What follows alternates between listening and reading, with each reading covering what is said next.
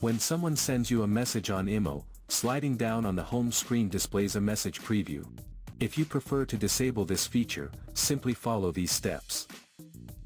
To get started, launch the IMO app on your phone. Then, tap your profile picture in the top left corner to access your profile settings. In your profile, tap on Settings to proceed. From the top, go to Notifications. Under the Communication section, select Friends Messages. You will then see the Show Message Preview option. Simply toggle the switch off to disable it. From now on, message previews will no longer appear when you swipe down on the IMO home screen. You will still receive messages, but their content will remain hidden until you open the chat. Hiding message previews is important to protect your privacy and prevent others from seeing your personal conversations on your lock screen.